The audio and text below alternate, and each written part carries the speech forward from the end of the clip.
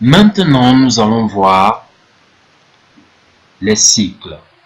Nous avons vu comment enregistrer les sections. Maintenant, nous allons voir comment enregistrer les cycles. Lorsque nous cliquons sur cycle, nous voyons qu'il y a déjà deux cycles qui nous sont proposés en fonction du type d'établissement que nous avons choisi. Comme nous sommes dans un type collège et lycée, les cycles proposés sont premier cycle et second cycle, qui correspondent dans la section anglophone à lower et upper. Donc ça, ce sont des cycles qui sont proposés, mais bien entendu, le logiciel nous permet d'ajouter autant de cycles que nous voulons, autant de sections que nous voulons, autant de niveaux que nous voulons.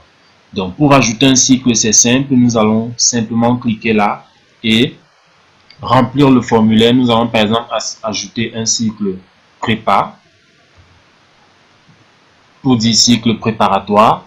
Vous voyez là que ce libellé est en rouge.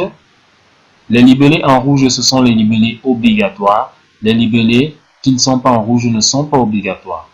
Donc là, je peux simplement cliquer sur le bouton enregistrer et je vais voir qu'effectivement, le cycle prépa a été créé. Puisque nous n'avons pas grand chose à faire dans cette petite vidéo, nous allons simplement vous montrer comment vous pouvez modifier par exemple la couleur de distinction. Et c'est quoi en fait la couleur de distinction? Pour modifier simplement un élément, vous allez cliquer sur ce bouton là. Vous voyez bien modifier. Vous cliquez. Nous voulons modifier premier cycle. Je peux modifier le nom. Je peux simplement venir là et choisir une couleur de distinction. Alors, à quoi nous serviront les couleurs de distinction?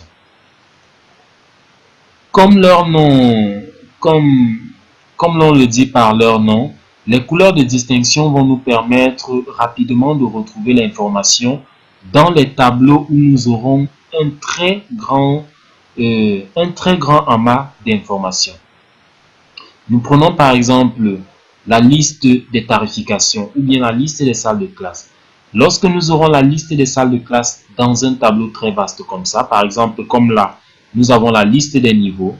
Nous voyons effectivement ici que nous avons une différence entre la couleur qui nous permet rapidement de repérer les éléments de la section francophone et ceux de la section anglophone.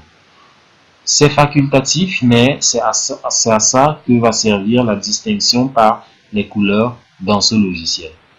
Bien, nous avons fini ce tutoriel où il était question de parler des cycles, comment nous pouvons les ajouter et les modifier. Nous vous donnons rendez-vous au prochain tutoriel où nous verrons un peu les niveaux.